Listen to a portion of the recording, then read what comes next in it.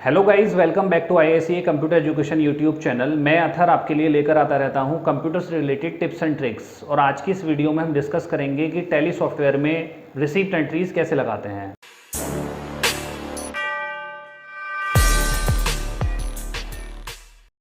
अगर आप receipt entries के नोट्स लेना चाहते हैं तो इस वीडियो के नीचे डिस्क्रिप्शन में मैंने लिंक दे दिया है, वहां से आप नोट्स की पीडीएफ डाउनलोड कर सकते हैं।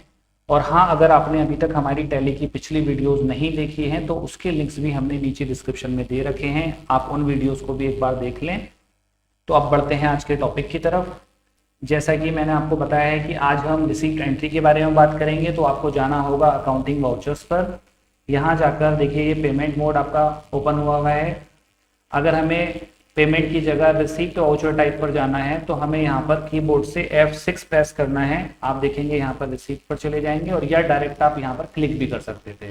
तो देखिए, रिसीप्ट मोड आपका ओपन हो चुका है। यहाँ पर रिसीप्ट में हम उन ट्रांजेक्शन्स को लगाते हैं जो हम पैसा रिसीव करते हैं किसी पार्टी से या किसी इनकम से। अगर कोई इनकम जनरेट हुई है और वहाँ से हमें कोई पैसा प्राप्त हुआ है तो यहाँ पर हम रिसीप्ट मोड में उसको लगाएंगे। और अगर किसी पार्टी से कोई पैसा रिसीव हो रहा है तब भी हम उस एंट्री को यहाँ पर पास करेंगे।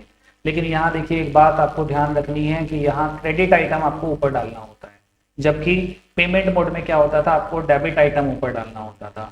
टैली में क्या होता है कि डेबिट इसलिए ऊपर रखा गया है यहाँ पर कि जिस पार्टी को पेमेंट किया जा रहा है उस पार्टी का नाम आपको यहाँ ऊपर देना होता है। इसी तरह जब हम रिसीव पे आएंगे तो जिस पार्टी से पैसा रिसीव होता है उस पार्टी का नाम यहाँ पर शो किया जाता है। ठीक है, तो यहाँ पर क्रेडिट आइटम आपको ऊपर देना है और डेबिट जो होगा वो नीचे देना है। रूल वही रहेंगे जो आपको अकाउंटिंग रूल सिखाए गए हैं, वही अकाउंटिंग रूल के अकॉर्डिंग आपको एंट्री यहाँ पर पास करनी है। तो सबसे पहले हम क्या करते हैं, ग्लोब इन्फोसिस एक पार्टी का नाम है, उससे पैसा हम रिसीव करना चाहते हैं, पैसा हमारे पास आया है उनसे, तो वो एंट्री हमें यहाँ पर पास करनी है। लेकिन उससे पहले अगर हम डेट चेंज करना चाहते हैं, यानी ग्लोब इन्फोसिस से जो पैसा हमें प्राप्त हुआ है वो 2 तारीख में आया है हमारे पास, जबकि पेमेंट की एंट्रीज हमने 1 अप्रैल को लगाई थी। तो यहाँ पर अगर 2 अप्रैल डेट डालनी है तो आपको कीबोर्ड से यूज करना है F2, और F2 यूज करने के बाद आप यहाँ पर डेट डाल देंगे 2 अप्रैल। 2 अप्रैल जैसी आप डेट डालेंगे, देखो वो डेट यहाँ पर चेंज हो चुकी है। अब पैसा हम रिसीव कर रहे हैं ग्लोब इन्फोसिस से। कितना पैसा हमें रिसीव करना है, टोटल यहाँ पर 31,000 रुपये अमाउंट नीचे शो कर रही है। 31,000 रुपये अगर हम उनसे पूरा पैसा रिसीव करना चाहते हैं तो यहाँ पर 31,000 रुपये अमाउंट डालेंगे, एंटर कराएंगे। आप देखेंगे यहाँ पर आपको 4 ऑप्शन दिखाई देंगे। इन 4 ऑप्शन के बारे में मैं आपको पिछली वीडियो में डिस्कस कर चुका हूँ, बता चुका हूँ कि किस तरह से हमें एडवांस यूज करना है, कहाँ हमें अगेंस्ट रेफरेंस यूज करना है, न्यू रेफरेंस और ऑन अकाउंट का यूज किस तरह से करना है। फिर एक बार मैं क्लियर कर देता हूँ, एडवांस का मतलब होता है कि अगर किसी पार्टी को पैसा आप पेमेंट कर रहे हो या रिसीव कर रहे हो एडवांस में, तो आप यूज करेंगे advance reference number. Against reference, अगर किसी पुराने बिल का भुगतान किया जा रहा है तो आप यूज करेंगे अगेंस्ट रेफरेंस। न्यू रेफरेंस का मतलब अभी हाथ के हाथ कोई बिल बनाना है हमें, इससे पहले उससे कोई लेन देन नहीं हुआ है तो हम यूज करेंगे न्यू रेफरेंस। और ऑन अकाउंट का मतलब होता है कि अगर कोई रेफरेंस नंबर हमारे पास नहीं है, यानी पैसा जो रिसीव हुआ है या पेमेंट हुआ है वो डायरेक्ट हुआ है, तो हम यूज करते हैं ऑन अकाउंट। तो इसमें देखिए, आपको यहाँ पर कहीं भी रेफरेंस नंबर डालने की जरूरत नहीं पड़ेगी अगर आप ऑन अकाउंट देते हैं। लेकिन क्योंकि हम अगेंस्ट रेफरेंस यूज करेंगे, यहाँ पर प्रीवियस बिल का भुगतान किया जा रहा है, यानी कि जो ग्लोब इन्फोसिस है वो हमें 31,000 रुपये पिछले बिल का पेमेंट कर रहे हैं, तो यहाँ पर हमें यूज करना है अगेंस्ट रेफरेंस। इसमें फर्स्ट बिल 12,000 रुपये का है और सेकंड बिल 19,000 रुपये का है। टोटल मिलाकर 31,000 रुपये हमने रिसीव किए हैं ग्लोब इन्फोसिस से। और सेम डे क्योंकि डिपॉजिट किया गया है उसको स्टेट बैंक ऑफ इंडिया हमारे अकाउंट के अंदर, तो यहाँ पर हम state Bank of India use कर लेंगे।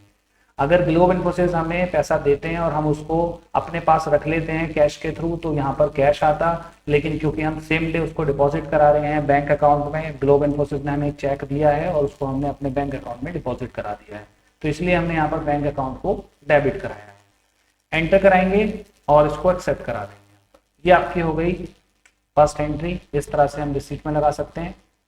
एक और एंट्री हम यूज कर सकते हैं, यहाँ पार्टी का नाम हम यूज करेंगे रॉय इन्फोटेक। रॉय इन्फोटेक भी हमारे डेटर्स हैं। अगर देखें तो उनके जो यहाँ पर बैलेंस दिया हुआ है, करंट बैलेंस, वो है 38,000 रुपये। इस 38,000 रुपये में से अभी जो रॉय इन्फोटेक हमें पैसा दे रहे हैं वो सिर्फ 30,000 रुपये दे रहे हैं, तो हम यहाँ 30,000 रुपये रिसीव कर लेते हैं और अगेंस्ट रेफरेंस यूज करके उनके जो प्रीवियस बिल हैं उनको एडजस्ट कर लेंगे और यहाँ पर स्टेट बैंक ऑफ इंडिया में उसको जमा करा देंगे।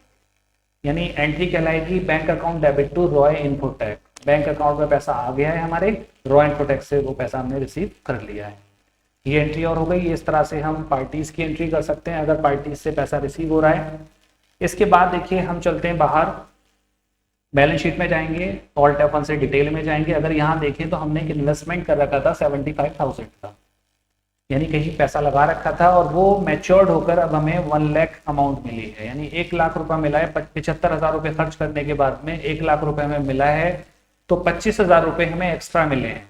उसके लिए हम किस तरह से एंट्री लगाएंगे, क्योंकि हमारे बैंक अकाउंट में तो 1 लाख रुपए आया है, तो उसके लिए आपको करना क्या है कि NSC आप क्रेडिट करेंगे 75,000 से, और साथ ही साथ यहाँ पर डेबिट की जगह क्रेडिट करने के लिए आपको C प्रेस करना है, एंटर लगाना है, तो ये क्रेडिट हो जाएगा कंपाउंड एंट्री के लिए। और यहाँ पर एक नया लेजर बनाएंगे हम Alt C करके, इंटरेस्ट ऑन NSC, और इसको अंडर डाल देंगे हम इनडायरेक्ट इनकम, और यहाँ 25,000 अमाउंट और डाल देंगे, और यहाँ नीचे आ जाएगा स्टेट बैंक ऑफ इंडिया। तो इस तरह से क्या हुआ कि हमने NSC से पैसा रिसीव किया कितना, 75,000, और 25,000 जो NSC से हमें इंटरेस्ट मिला है, मैच्योरिटी वैल्यू मिली है, तो वो 25,000 रुपये एक्स्ट्रा मिले हैं। उसको हमने अलग से अपनी इनकम दिखाई है और उसको P&L अकाउंट में पहुंचा दिया, यानी कि इनडायरेक्ट इनकम दिखाई है। और SBI अकाउंट में टोटल जो पैसा हमने रिसीव किया है वो 1 लाख रुपए है, तो 1 लाख रुपए हमारे अकाउंट में आ गया और NSC से 75,000 हमारे पास आ चुका है। अब अगर हम बाहर जाकर देखें तो बैलेंस शीट में इधर साइड से जो इन्वेस्टमेंट था वो हमारा डील हो चुका है, यानी पूरा पैसा हमारे पास आ गया है, प्लस जो 25,000 रुपये एक्स्ट्रा आया है उसको हम यहाँ P&L अकाउंट के अंदर दिखाएंगे। तो यहाँ इंटरेस्ट ऑन NSC के नाम से वो 25,000 रुपये इनडायरेक्ट इनकम साइड में P&L अकाउंट के अंदर दिखाई देंगे आपको। तो ये इस तरह से आपको एडजस्ट कराना है। बाहर आ जाएंगे, और भी कोई एंट्री लगा सकते हो आप रिसीप्ट की। मान लीजिए आपने कोई लोन ले रखा है, किसी पार्टी से आपने कोई लोन लिया है या किसी बैंक से कोई लोन लिया है, तो उसको आप यहाँ पर रिसीव कर दिखा सकते हैं। उसके लिए हम एक काम करते हैं, Alt C कमांड यूज करके एक लेजर बना लेते हैं, लोन फ्रॉम कुणाल, और इसको अंडर डाल देते हैं अनसिक्योर्ड लोन। यानी किसी बैंक से आप लोन लेते हैं तो उसको डालेंगे आप वो सिक्योर्ड लोन में, क्योंकि सिक्योरिटी बेसिस पर मिलता है बैंक से लोन।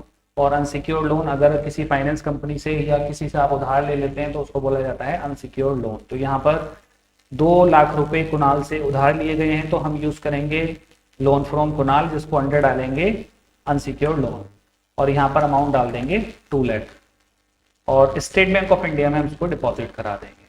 तो इस एंट्री को भी इसी तरह बोला जाएगा कि State Bank of India account debit to loan from Kunal. SBI account में 2 लाख रुपए आ चुके हैं और लोन फ्रॉम कुणाल से हमने लोन ले लिया है।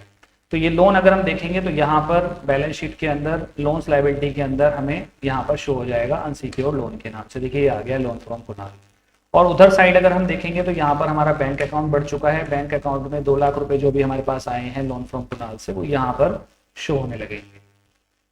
तो इस तरह से ये बैलेंस शीट वगैरह हम चेक कर सकते हैं। इन एंट्रीज को लगाने के बाद, क्योंकि हमने आपको PDF नोट्स दिए हुए हैं नीचे डिस्क्रिप्शन में, वहां से आप डाउनलोड कर लीजिए। और साथ में जब आप ये एंट्रियां कर लेते हैं तो उसके बाद आपको बैलेंस मैच करने हैं। आप बैलेंस शीट का बोथ साइड बैलेंस देखेंगे, देखो यहाँ पर आ रहा है 34,49,000, 34,49,000, ये मैच करना है। इधर साइड कुछ ही बैलेंसेज हैं जैसे बैंक अकाउंट, कैश अकाउंट और सैंडी डेटर्स, इन तीनों बैलेंस को आपको चेक करना है, वहां हमने दे रखे हैं। और इधर साइड आपको एक क्रेडिटर दिया हुआ है, ये भी आप मैच कर लेना। ये सारे बैलेंसेस अगर आपके मैच हैं तो इसका मतलब आपने सारा वर्क जैसे हमने बताया है वैसे ही किया है, और अगर ये मैच नहीं है तो इसका मतलब आपने कोई गलती वहां पर कर रखी है। आई होप ये वीडियो आपको पसंद आया होगा। अगर आप लोगों ने अभी तक हमारे चैनल को सब्सक्राइब नहीं किया है तो प्लीज चैनल को सब्सक्राइब कर लें और इस वीडियो को ज्यादा से ज्यादा लोगों को शेयर करें। Thank you.